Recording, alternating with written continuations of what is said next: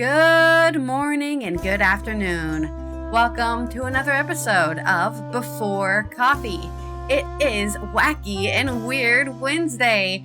We cover the wacky and weird stories we're able to find in this week's news, news headlines. We've got a lot of animals, mostly animals, but I also have some news on what the wacky and weird politicians are doing out there when it comes to AI. So I hope you're ready for that. This is Before Coffee, the father and daughter comprehensive news of Planet Earth podcast, where we look up our stories 10 to 15 minutes before it started, and we haven't had any caffeine. So what can our drowsy heads read in today's headlines? Today on Before Coffee, rangers locate wild boars herds released in the Highlands of Scotland. And I have three short stories for this first segment. Wandering monkey blamed for nationwide power outage in Sri Lanka. We have a cat being blamed for grounding a plane for 2 days. And a company offers $45 per fish for 27,000 escaped salmon. Nearly 80,000 euros in drug fines after performances by Charlotte de Witte and Amelia Lens. Justin Trudeau argues that AI should not only benefit the ultra-rich oligarchs. And you know what's weird is trying to cancel history. And we are going to talk about the person who is known as the father of Black History Month. Still processing Art Meets algorithm at Amsterdam's NXT Museum. And it's National Plum Pudding Day. That's it, just Plum Pudding Day for February 12th, 2025 on Before Coffee.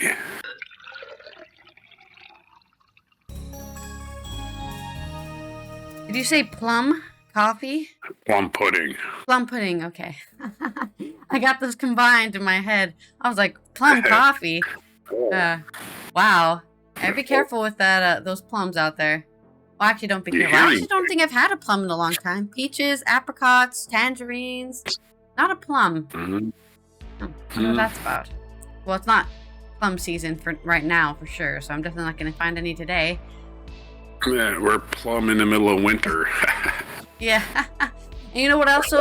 You know what else is out there in the middle of winter? Actually, let's roll the segue wheel for your first. Oh, yeah, let's do that. Camera. There you go. We don't waste our cleverness. Let's wheel the wheel. Let's wheel the wheel. Let's wheel the wheel. Wheel the wheel. Spin the wheel.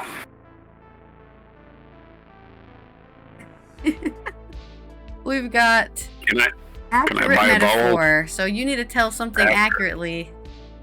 Or simile. You can do a simile as well. No problem. No problem. So, right.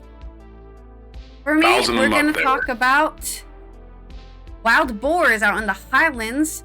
This is from Jody Harrison on the Herald, Scotland.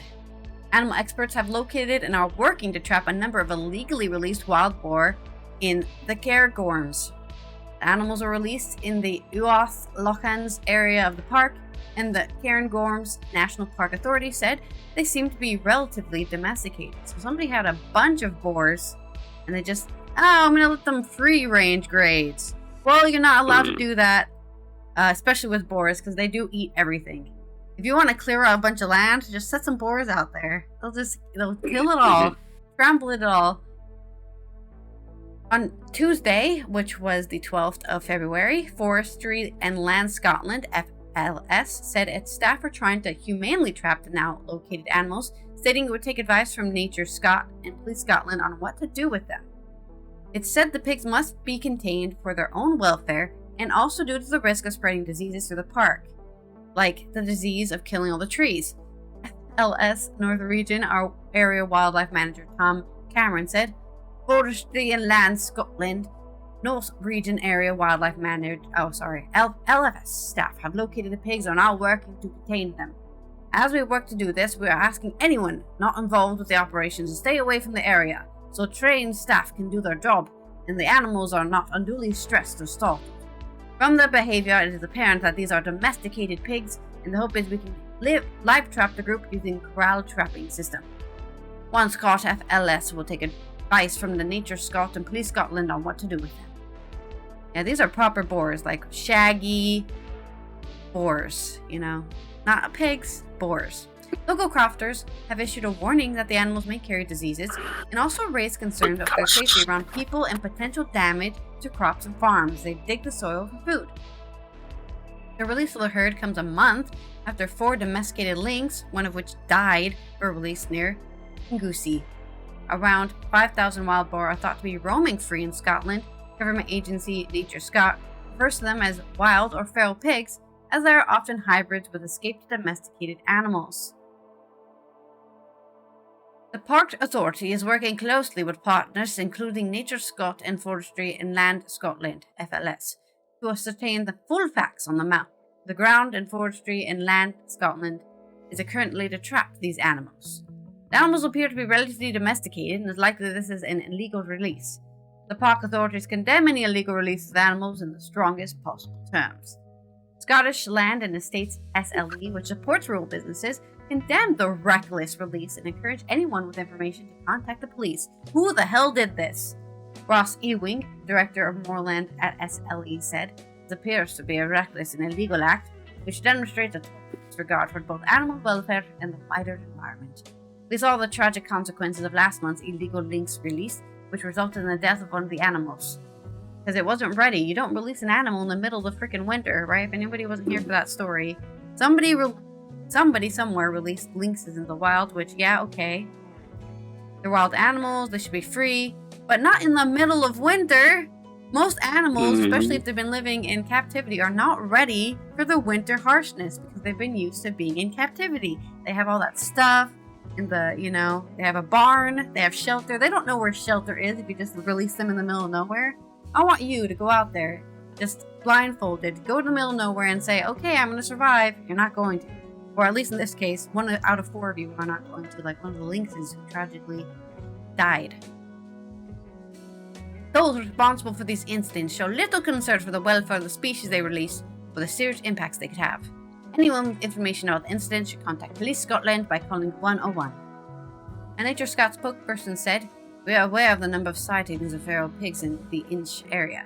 FLS are leading to trapping these animals, and we are liaising with partner agencies to ascertain the full circumstances of how they came to be in the area. We understand that Police Scotland has been informed of the situation."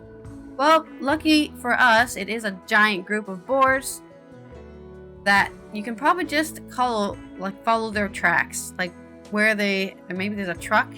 It's a lot of boars, right? So there was a truck that maybe let them off, so then follow the trucks to the truck, and perhaps you'll, from CCTV, you'll find who did this, and, punish them as they deserve. Because, don't release animals in the middle of winter. I don't care if it's, not that cold. It could have a sudden frost at any time and kill anything. And then you just have a bunch of dead... Well, and they're also destroying the environment. This is just terrible. And weird. And wacky. Release pigs. So, there's my story. On to more animal news. Yep, it's a giant stampede of pigs is like a garden aerator for the entire landscape being made by nature. There's your metaphor that I had to invent. All right, let me roll the wheel for me. All right. Get to your story.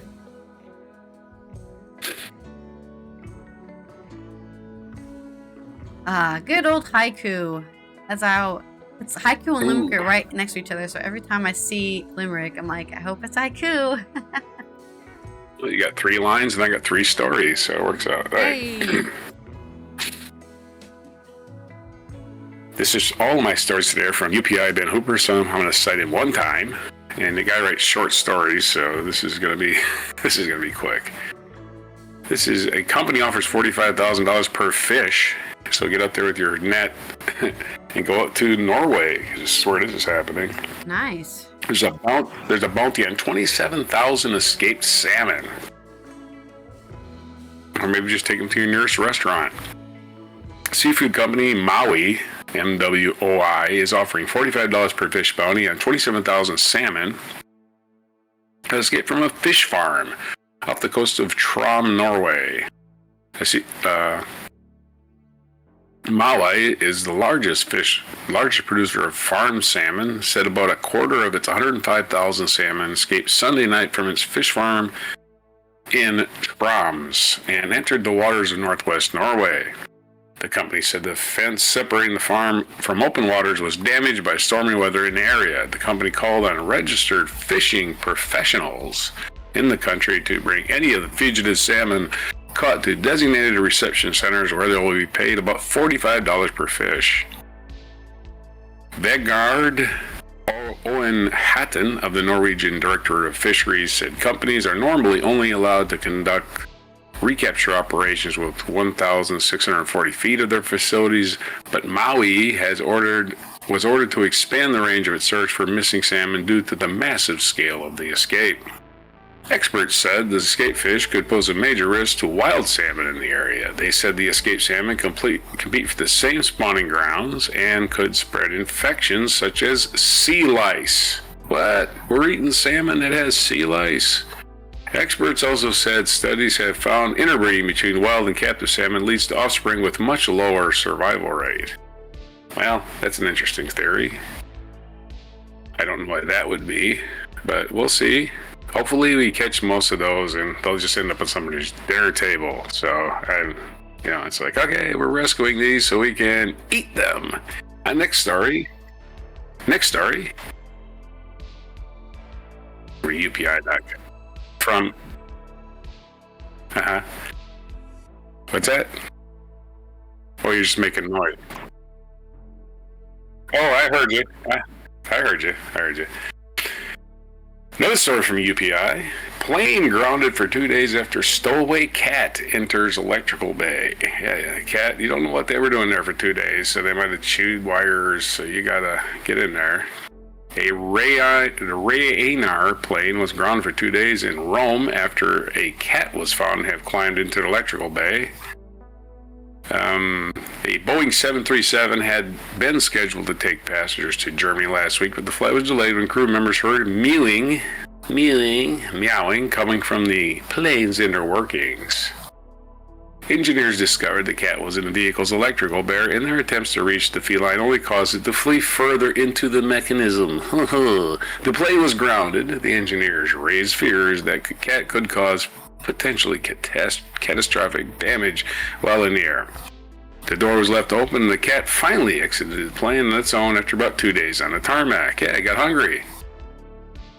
The plane finally departed Germany on Monday. So once they had to go and check to make sure all the wires weren't ripped out or whatever, they were able to take off. And our third story, Weird Wednesday, a wandering monkey as we explore more of the animal kingdom and more of the planet. A wandering monkey blamed for nationwide power outage in Sri Lanka. Also from UPI. Officials in Sri Lanka said a power blackout affecting the entire country was caused by a monkey that came into contact with equipment at a station south of Colombo. Officials in Sri Lanka said the monkey in the wrong place at the wrong time was to blame for a power blackout that affected the entire nation. Really? Energy Minister Kamara Jayakoti told reporters at a news conference that the outage was caused by a monkey that came into contact with the grid transformer at the Panadura power station located south of the capital of Colombo.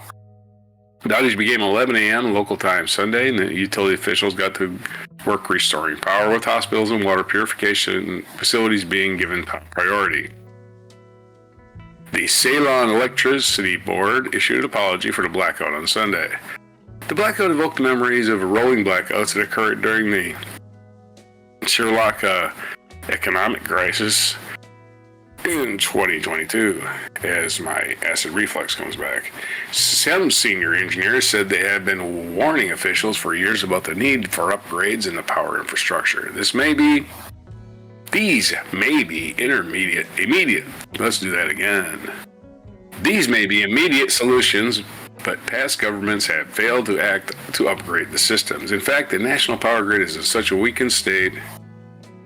I almost said weekend state. It's in such a weakened state that frequent island-wide power outages may be expected if there is a disturbance even in one of our lines. A source familiar with the country's utility system told Sri Lanka's Daily Mirror newspaper.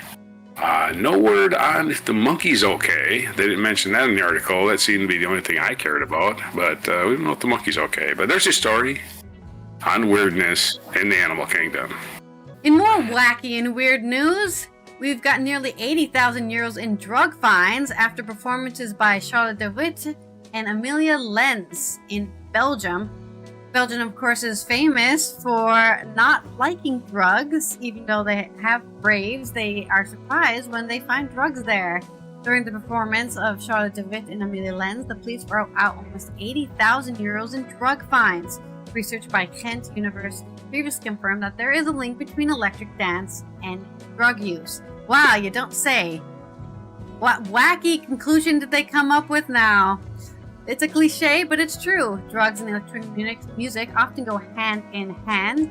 And the Ghent Police and East Flanders Public Prosecutor's Office have intensively tracked down drugs during the past 2 weekends during the performances of Charlotte de Witte and Amelia Lens in Flanders Expo, with results because a total of 407 immediate amicable settlements were issued, good for 78,803 euros in drug fines. Damn. Well, what we learned here is don't go to a rave in Belgium. During the concert nights on the 31st of January and the 1st of February and the 8th of February, 666 visitors were frisked, and of whom 441 were in possession of drugs.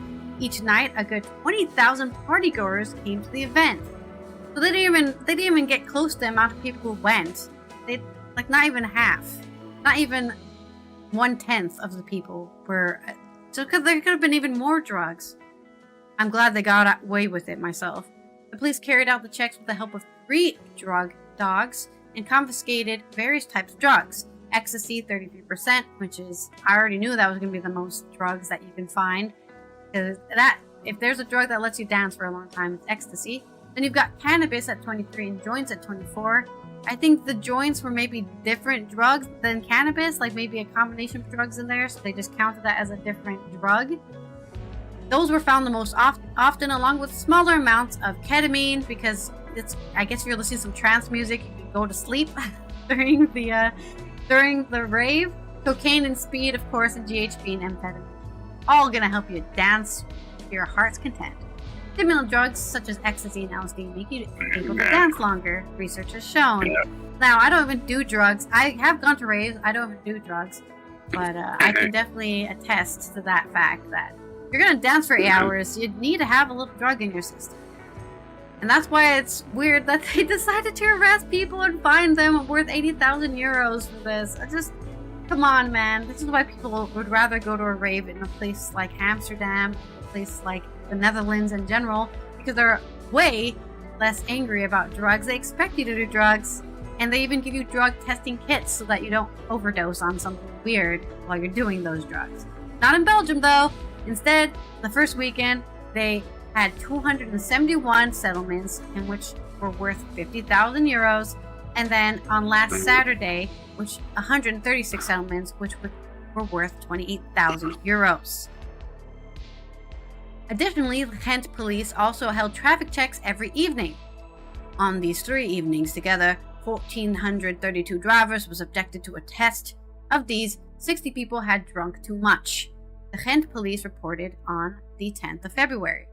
50 driving licenses were revoked for periods of at least 3 hours to 15 days. 2 cars were seized. So there's people drinking so much that their car got taken away, or their license got taken away for a while.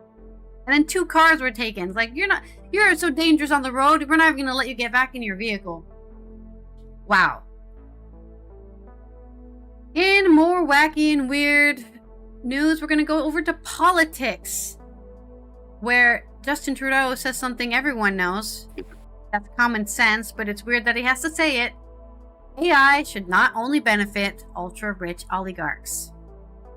This is from Anja Karadalija on LA Press. In a speech at the AI Action Summit in Paris, Trudeau said the goal is not to slow progress, but that the technology needs safeguards, transparency, and accountability. More common sense coming from Trudeau here. We need to make an AI work for everyone, in high-income and in low-income countries alike, not for shrinking groups of ultra-rich oligarchs whose only concern is the value of their stock portfolios, the Prime Minister said. It's coming to come after convicted felon President Donald Trump, which has made friends in the tech sector, pushes back against international efforts to regulate artificial intelligence. Because if everyone else is doing it, we have to make sure we don't do it. Mr. Trudeau also took advantage of his speech in Paris to clarify how AI has found its way onto the agenda of the next summit of the G7 member countries, which will take place this year in Canada in mid-June in Alberta. The day before a roundtable in Paris, Trudeau had argued that the need for more electricity to power artificial intelligence would be a key topic of discussion at the G6 this year, as Canada holds the rotating presidency of the multinational body. He argued Sunday that increasing electricity production should not come at the expense of fighting climate change, and that nuclear power should play a role in that sector. Yes, please stop sacrificing the climate for your AI stuff. It's not real. Most of the stuff that AI does is help things that already don't exist. You know what does exist? The planet that we're currently on right now. The environment we're currently living in at this moment. That's real, and if we let it destroy itself, we will not be alive. As an environmentalist, for me, the debate is over, he said on the 10th of February. Large-scale nuclear reactors have to be part of that solution for the future. Because if you're not prepared to embrace new nuclear now, then coal-fired AI in other parts of the world will shape the coming decades for the worse. Very interesting that Trudeau thinks there's going to be decades if we are running on coal-fired AI. There's going to be 1 decade, and then we're all going to be dead. That's my guess, anyways. Mr. Trudeau also presented Canada as a land of investment in the AI sector, highlighting the work of Canadian pioneers such as Yoshua Bengio in Montreal, Geoffrey Hinton, or Richard Sutton. The Prime Minister added that Canada also has the essential minerals needed to build the technological revolution, specialized expertise in semiconductors, and one of the cleanest electricity grids in the world. And yes, we are reasonable and always polite, he added, which made the audience laugh. Of course, in the meantime, America has been doing everything it can to break up any of this stuff, which is yet again some more weirdness going on. Hey, you guys are trying to make the world better. You can't do that. Canada is already making plans to make deals with the EU after the tariff threat and, of course, the threat of making Canada the next U.S. state. Canada and Mexico are the first, but the Europeans know that they can be targeted as well. We expect that. They're working with us on how we can find a coherent way to convince the American administration that trade wars are painful to everyone, and that this is not something you should do between friends, he explained. J.D. Vance is also in Paris for the summit, which began on Monday, on the 10th of February. A government official said Trudeau met with several leaders at a reception, including those from Germany, Ireland, Finland, and the European Union. Vance was not specifically named. Canada and Mexico were both granted at least a 30-day reprieve last week before imposing sweeping tariffs on their exports in the United States. On Wednesday, which was today, the 12th of February, Trudeau will travel to Brussels to meet with European Union leaders as a move that could provide Canada with an opportunity to strengthen its relationship with the European Union and Trump's threats. Stéphane Dion told reporters on the 10th that Canada will not succeed in diversifying its trade unless efforts include Europe. Now that we see that, unfortunately, for at least now, the American administration is not as reliable as we thought, not respecting the treaties as we thought, the Europeans and the Canadians work closely together, he argued. So there's your news coming out of Brave Culture and the AI Summit, which I don't know if it finished yet, but it's still going, I think. Where, hey, yeah, don't give rich people all the power, because they will definitely be using those oligarchs to make themselves even more rich than they already are. Alright, now that I've properly said that story with my audio on, I'm going to go ahead and go on to getting ready for yoga. Oh, yeah. Well, as we've learned from previous things in technology, all technology is bad every single time. And speaking, I have no proof of that. That's non sequitur. It has nothing to do with anything we just said. Anyway, this week is, we got to spin the wheel for you. So I want to do my story.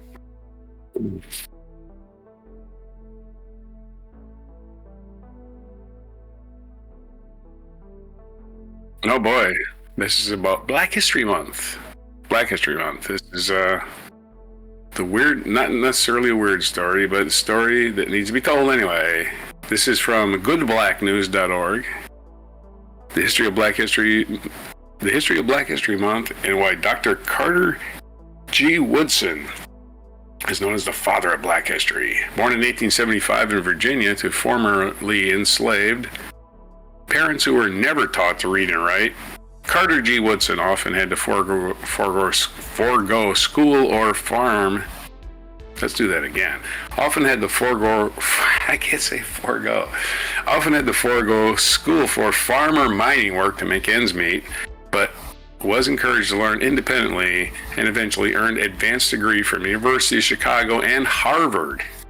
It was at these lauded institutions of higher education where Dr. Woodson began to realize these new educational opportunities for Negroes were potentially as damaging as they were helpful, if not more so, as much as the curriculum was biased and steeped in white supremacy. In 1916, Dr. Woodson helped found the Journal of Negro History with Jesse E. Moreland, intent on providing scholarly records and analysis of all aspects of the African American experience that were lacking in his collegiate studies.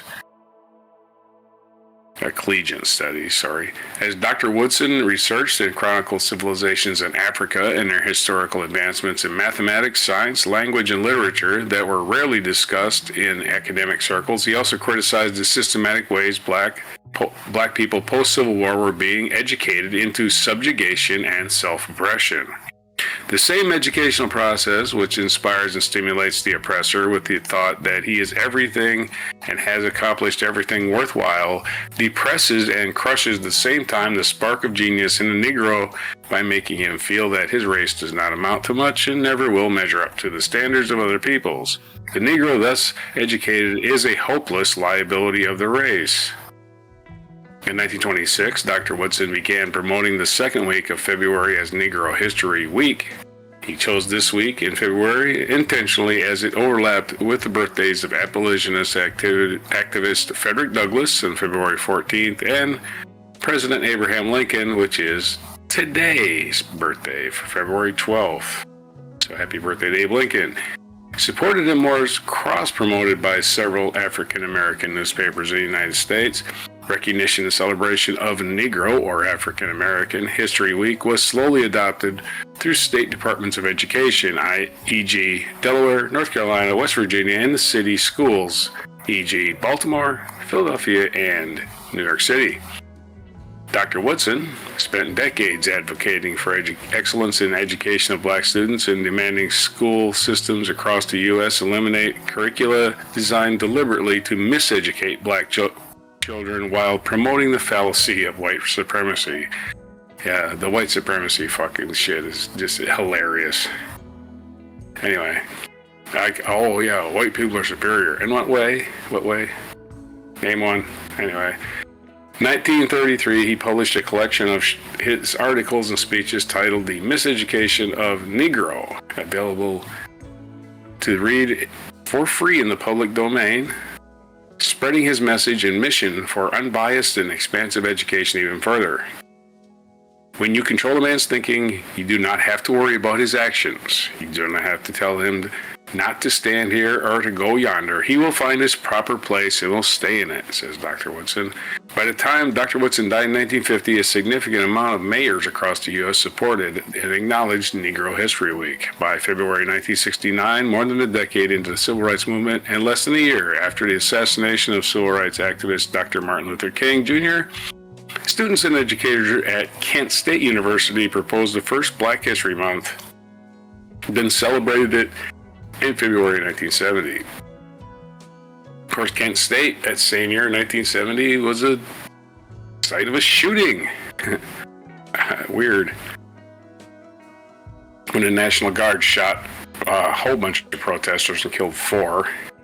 6 years later, after meeting with civil rights leaders Vernon Jordan, Bayard Rustin, Dorothy Height, and Jesse Jackson, as part of the nation's bicentennial celebration, it was President Gerald Ford, a Republican, who officially acknowledged and co-signed the significance of Black History Month for all U.S. citizens.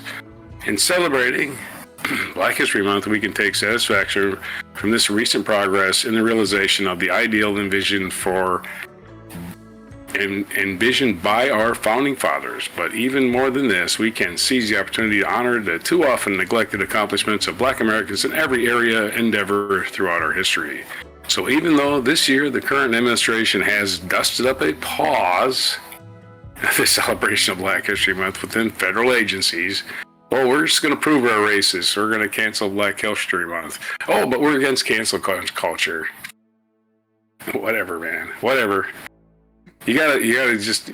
I don't tolerate racists. I guess I tolerate them at work because you can't just punch people in the face. But yeah, you'll get fired. And unfortunately, we do live in a world where you need a job. Yeah. Yeah, that's right. Well, why did you punch him? I don't know. I just felt like it.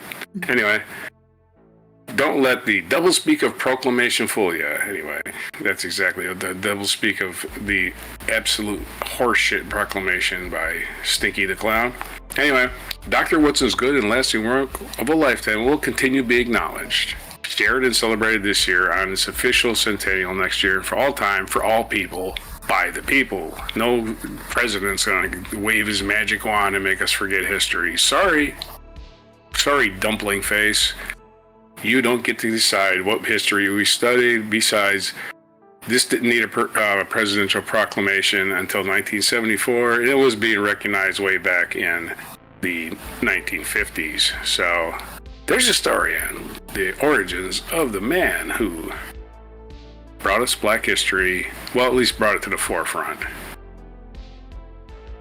Yeah, he totally brought that history because he was Black, and that's the only reason. And I'm very bad at non sequiturs because I like drawing conclusions. Yeah. I have to draw the wrong conclusion, which is hurting my brain. Yeah, exactly. Right. Yeah. Obviously, yeah. That was a non sequitur, folks. Yeah. Don't write us nasty. He didn't do it for any other reason. Just because you only did it because he was Black. There you go. All right, let's roll your wheel for your non sequitur here. Oh, I forgot to switch over. Wow, okay. You also have to do a non sequitur. We're just rolling on. I'm not doing anything. We're just rolling on it every time. We're drawing all the wrong conclusions today, which is actually very fitting of Wacky and Weird Wednesday, I think. That's weird. I should get the respin if I keep getting the same thing. If I get the same thing 3 times. If I get 3 times, you can't. You can only have 1 respin. What about that? Because you want a respin? No, that's fine. Okay. No, that's fine. That's good. Okay. So, we're going to go into our Amsterdam NXT Museum. I call it the Next Museum. I think it's called the Next Museum, but I'm not sure, so I'm just calling it NXT because that's how it's spelled. And they're doing some interesting art with the algorithm. This is by Elise Morton on Euronews Culture. The NXT Museum Still Processing explores the intersection of art, technology, and human perception, offering a critical reflection on the impacts of living in an image-saturated digital age. When you break something, it falls apart. Sometimes you really see what actually was there in the first place, Rosa Menkman told Euronews Culture. Such artist and researcher Menkman's investigation, a breaking apart of image processing, is central to NXT's museum's recently opened exhibition, Still Processing. So we're looking at that time right before something is done. You're still working on it. Situated in Amsterdam's rapidly evolving Noord neighborhood, which stands for North, a formerly neglected industrial area turned creative hotspot, NXT Museum has since its genesis, as founder and director Meryl van Helsdinge explains, sought to bring together art, technology, science, and performance. Still Processing builds on that vision, inviting us into a liminal space where the perception of reality, meditated by technology, is integrated primarily, as Van Helsdinge points out, via the work of local artists. The title of the exhibition, Still Processing, speaks volumes about the current state of our relationship with technology. In an era where we are bombarded with the delusion of information and images, how do we process the constant stream? How do we reconcile the rationality of technology, although technology too can reflect human biases and the emotional impact it has on us? The works on display probe these questions, inviting visitors to explore the implications of how images and sounds are created, transformed, and consumed. Still Processing divided into two primary themes: the manipulation of images by technology and the role of human brain in processing these transformations. At its core, the show invites visitors to pause, take stock, and consider the mental and emotional imprints left by that digital age. From the flattening of images and digital compression to the evolving of nature of AI-generated worlds. The title is pretty much describing how we feel. We're all processing an overload of images, an overload of information. We're all experiencing some kind of image crisis.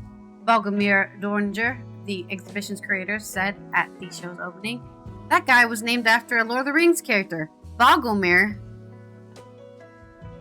I can't believe there's somebody named Bogomir in the world. That's amazing.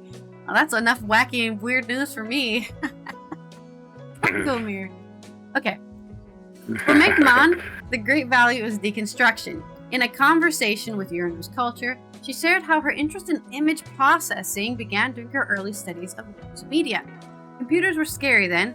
If they would break, they would be very expensive to fix. You would lose everything. There was no backup. Called. This fear, however, drove McMahon to explore what happens when things fall apart, particularly with regard to image making.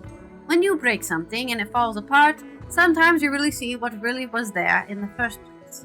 She explained, the idea of seeing through the disruption runs through her works in the exhibition, with each work set across 4 rooms, highlighting a key development: the transition from analog to digital, platform shared imagery, synthetic computer-generated imagery, and JPEG compression. Perhaps most intriguing and revealing among her works are Impossible Rainbows, Possible Rainbows, 2023 to 2025, which spotlights how pollution and technology alter our perception of rainbows. That's true. If you look in the sky and you see a lot of red hues, for example, that means there's a lot of copper in the air. Ubiquitous as they are in brand logos and flags, often perceived as made up of discrete stripes of color rather than a color gradient, and the Calibration Army 2017, uncovering the racist bias baked into our most basic image algorithms. Yep, that's true. There's a lot of image algorithms out there who look for a certain skin tone, right? And if you have darker skin tone, it won't even think you're there. Like, I use this AI program which uses an algorithm to remove the background. If my dad, or if Roger, I should say, was not a white guy on a white background, actually, sometimes it doesn't work. Because he's a white guy on a white background, it doesn't know that's his face. It's like, where is he? Or his hair is silver, right? It doesn't know his hair is there. Where is he? He's not there. So that's a good way that there can be a sort of bias, right? Only white can be a background. That color white cannot be a person. But it can be the reverse, right? That color black cannot be a person. It's obviously a background.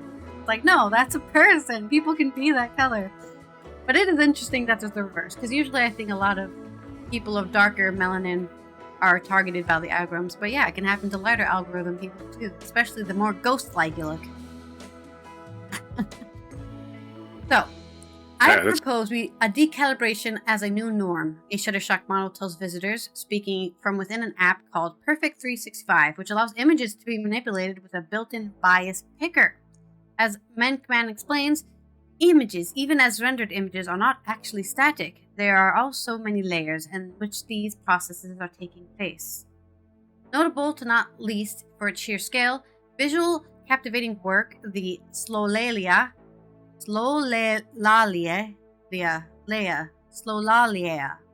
by 2025 by Balfour, creates a digital world inhabited by shape-shifting creatures called Slolas. These creatures communicate through sound and evolve unpredictably, offering visitors an unnerving journey through an ever-changing environment. The creatures exist in a continuously evolving digital realm, creating and using a mix of conventional and digital processing tools. The work mirrors the constant flow of information we process daily, hinting on the unpredictable nature of our interactions with technology. The fusion of art and technology is exemplified by a haunting simulation in blue, 2025, by Jeffrey Lillimon. In this piece, AI-generated musicians caught in a digital realm of visional chaos challenge our understanding of both performance and visual art. The spectral, ever-shifting nature of these characters, erratic in their movements, elicits a sense of both attraction and unease. Yeah, I don't know if you've ever seen an AI-generated video, but it's very uncomfortable to watch. Doringer aptly describes this tension. The behavior of these entities is something predictable, sometimes not. The results are very seductive, so we keep on processing, trying to process these images further. Yeah, there is something about an AI video. It's kind of like a train wreck, right? You can't stop looking at it. You're like, what is happening? What is going on? It's like things are in reverse. Actions are happening backwards or forward or in the wrong order, and it's very confusing to see. People have extra fingers. Yeah, everyone has fingers on their hand. Before I went to sleep last night, I saw a short that was like saving an Arctic fox from parasites. It was obviously an AI video because the hands were moving backwards, and then the fox was suddenly a giant red mass of gore, and then it wasn't, and then there was 5,000 fleas on it that were like the size of like mice. It was like, this video is. I like quickly put not interested, never show me this again. But like the few seconds I saw of it, I was like, what the hell's going on? I was indeed still processing. You might feel like in a church, but you could also be in a club, said Doringer of Still Processing. Indeed, the works presented here in some of the nightclub vibe, with dark rooms and abundant flashing lights, are thought-provoking philosophical inquiries in how we engage physically and emotionally with the fast-moving world of technology. From the subtle shifts in perception to the overwhelming presence of AI-generated characters, the exhibition underscores the volatile nature of digital images and the cognitive load it places on us. Makes you think. I mean, a little too much. So, Still Processing runs at Amsterdam's NXT Museum in North Amsterdam until October 5th. So you got plenty of time, the whole summer even, to go check it out and experience the processing nature of digital art in our current consciousness. And that's my story. And of course, this all goes to show that AI is showing us the future where humans will have 7 fingers. So on to this day in history after we spin the wheel. I guess you want to spin. Hopefully you don't get a limerick for this. I got it's going to be very accurate metaphor or simile. So no limerick this time. You've already spun it, huh? Okay. I spun it already by accident, so it was already spinning when I switched over. Oh, okay. All right. Accurate metaphor for any of these stories, because there's dozens of them, I guess. In 1554, at age 16, listen to this. At age 16, Lady Jane Grey, titular Queen of England, was executed in London by order of Mary I, a 16-year-old. Wow. Yeah, Mary I was known for Bloody Mary for a reason. He was a piece of shit. 1804, German philosopher Immanuel Kant, died in Königsberg, Prussia, which is now called Kaliningrad, Russia. So that Prussia, which used to be a part of Germany, is now part of Russia. That's weird. It's on the border, obviously. I guess. It's a political border. Those change all the time. Political border. Right. It's now called Kaliningrad, Russia. Kaliningrad. No, it's Kaliningrad. Oh, right. There's another N in there, yeah. Definitely not dyslexia friendly, God. Yeah, well, try reading it in Russian. In 1809, British naturalist Charles Darwin was born. Happy birthday to Darwin, who developed the theory of evolution and by natural selection. So, happy Darwin's birthday today. Darwin and Lincoln born on the same day. 1858. I wonder what. Well, it might be our featured event is Abraham Lincoln. 1851. Gold was discovered in East Central New South Wales, sparking Australia's first gold rush. Of course, it was discovered in East Central New South Wales, but a lot of people got mixed up and went to Central East Old North Wales by mistake. I don't know. That's a lot of geographical information in one name. East Central New South Wales.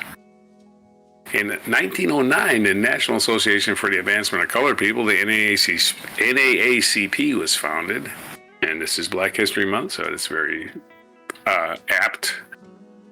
1912, Puyi, the last emperor of China, abdicated at the end of the Chinese Revolution. So that was it. I'm done. I'm out of here. I'm going to go play video games, he said. But there was no video games in 1912, so he was SOL. It's also the birthday of American basketball player Bill Russell, one of the greatest defensive centers in NBA history and the first black coach of a major professional American sports team. Happy birthday to Bill Russell, who died a few years ago. He was born in 1934. He would be 91 today.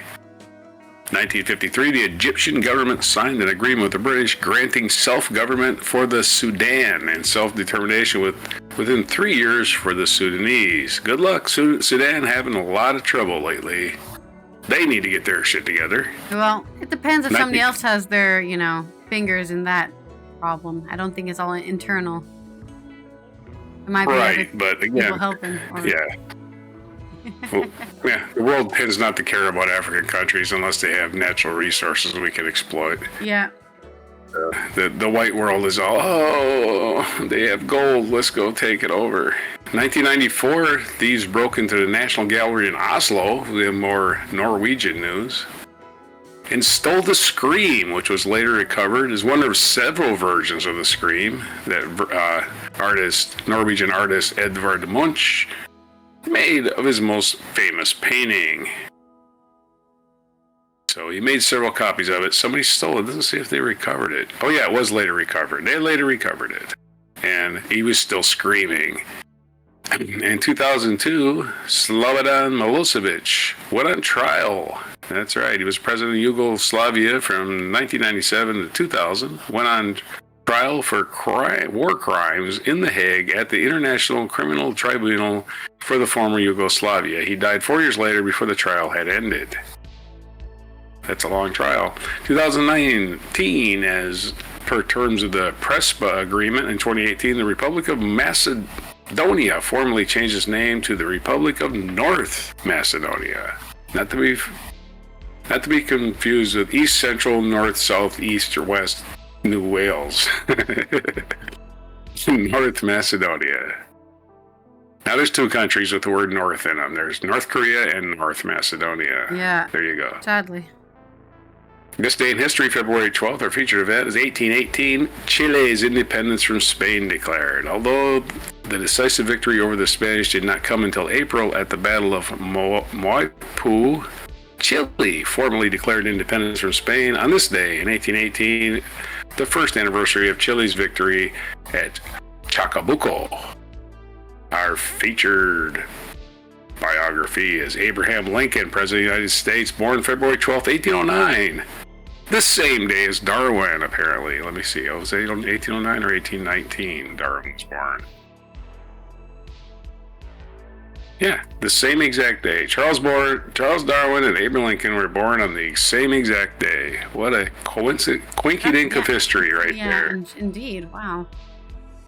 Maybe make a haiku about that, but it's not haiku time. Anyway, Abe Lincoln, born the same day as Darwin in Hodgenville, Kentucky, February 12th, 1809, and died April 15th, 1865, in Washington, D.C., obviously. That's where he was shot, at Lincoln's Theater. Not Lincoln's Theater, Ford's Theater. Probably should rename it Lincoln's Theater, huh? 8 other birthdays today. Alice Roosevelt Longworth, American politician and socialite, was born in 1884.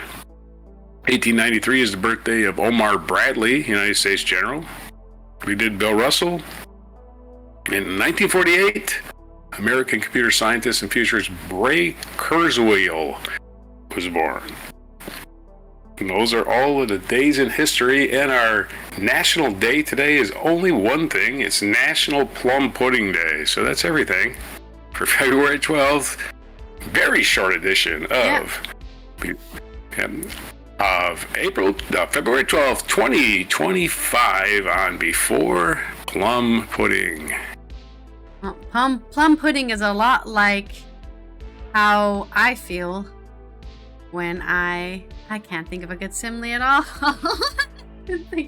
I'll think of one for the food, and I'm like, what is plum pudding like? Plum pudding is like nothing. He's like nothing. Oh my god. Plum pudding is how you feel right now. How's that say? The fact that Abraham Lincoln, who discovered nothing, well, he didn't discover anything. He just was the president at the time when they passed, hey, slavery is illegal. It could have been anybody, really. Anyone at all. Well, he signed it. Yeah. Okay, well, he is also an inventor, Abe Lincoln. Well, the only president that has a patent. Oh, what does he have a patent in? Yeah, let's look. I guess we can look it up. What patent does Abe Lincoln have? Oh, I sent you a video, by the way. Oh, don't worry. I found it. I panicked because I didn't think I had one, and then you're telling me now when it's too late. It's not that too late. Abe Lincoln had a patent for a device to lift boats over shoals, which was granted on May 22nd, 1849. Patent number 6,469. So there you go. Abe Lincoln, Abraham inventor. Lincoln's patent for lifting boats off shoals is just like how, what was it? A mixed metaphor. Frederick Douglass lifted black people's lives. There you go. There you go. There's you. All right. Exactly. There you go. Terrible. All right. Is there any international days today? Yes, there is. There is an international UN observances of prevention of violent extremism, especially when it creates terrorism. Now, you may be thinking of a particular type of people who do that, but actually, there's a lot of Christian terrorists out there too. Jewish terrorists? I'm not sure. Probably yes. I would argue every religion has a terrorism because anything that makes you have a black and white view of the world is going to make you be a terrorist. So let's avoid doing any violent extremism. Extremism, of course, is also terrible. So don't try to put yourself right here. I am only here and I can only be here. And anyone who's not here needs to die. Don't do that. Stop doing that. Avoid having any extremist thought and impacts on anyone's lives. If you know anybody who is interested in violent extremist groups, try to get them help. Try to show them the ways of the world and how not everything is black and white, and you can save people from suffering from terrible terrorist results like, attacks and shootings and bombings and all sorts of terrible things. And that's our Wacky and Weird Wednesday. This has been Allison here from the Netherlands. Roger from the West Coast of the United States as we tie off another Wacky and Weird Wednesday with all our animal news, our animals getting into hijinks, and our politicians doing really weird things and making decisions that I don't particularly agree with. Myself. Okay. Don't forget about the NXT's museum. Go ahead and visit that by at least October of this year. It's going to be open all year long. Experience the processing nature of digital media, and we will see you tomorrow for Thursday's 13, which is the day where we drop a list of 13 things, and Roger's going to read it out for us and tell us all about it. And we draw it up on that day, so we don't know what it is yet. It's kind of a surprise for me as much as it is for you. So make sure you're subscribed, turn that notification bell so you are notified when we go live, so you can listen to us read out this list, and comment down below which one of our sequiturs you totally disagree with, because that's what they are. Our non sequiturs are completely incorrect drawings of conclusions. And here is our monkey mic drop moment. The monkey did not survive, by the way. No. Government officials have said did not survive the war against the power company. Addressing the media, If it grabbed onto a transformer, it's not conducive to a long life. That's one way to instantly end your at a life. suburb in South Colombo. The intrusion created an imbalance in the system, causing But a it blackout. is a monkey is a returned to some huge areas disruptor after of that a few connection, hours on for Sunday, sure. but many still have no electricity. It is Fried still monkey. unclear when the What's for system dinner? will be Fried fully monkey. restored and operational. Local media reports said that engineers have been warning successive governments for It's more years, just like, was it urging them to a upgrade the power mistake? grid, or Because else a lot of monkeys the are very power cuts will intelligent, continue. so Amid all the chaos, Was it a Not this mistake? one. The country's president, not Lots of every monkeys are very stupid, too. Yeah, that's what I'm saying. Not everyone can be the smartest Anura one. Kumara Disnayaka will be It's in Darwin's demand for birthday. a We're talking about natural selection here, right? Yeah. on the agenda. Like, I hear That that Sri monkey- Lanka it has no Our power. correspondent Dasunya Thoda Oh, it was now a monkey. reports from Colombo. Goodness. Okay, they finally got the story. Reporter. Initial reports suggest yesterday's island-wide power cut was the doing of a rogue monkey. This has brought to light of the fragility Oh, of she Sri went Lanka's straight power to- she systems got way on even in the location for this wake monkey. of something as small as a monkey. It has also brought about the debate of maintaining a rich biodiversity, all the while maintaining Monkey steadfast business in Sri infrastructure, Lanka. Very especially funny. in the areas of power and energy. Right on. As a I love the result of this, headlines. Sri Lankans will be experiencing periodical power cuts throughout the days of today and tomorrow as the country's electricity board... They're just works monkeying around out there. Lucky We for get them, I bad think puns. it's warm there in Sri that Lanka, shut so they're down nobody's freezing to after death. yesterday's Like, if this happened in We can do our- Siberia or something, Right. This one from Colombo, I'm Dasunya Thoda. So there's no The mindful monkeys in Siberian Siberia. monkeys. Yeah, I don't know. The Siberian Where do you think they monkeys. make those Look at hats Yeti. from?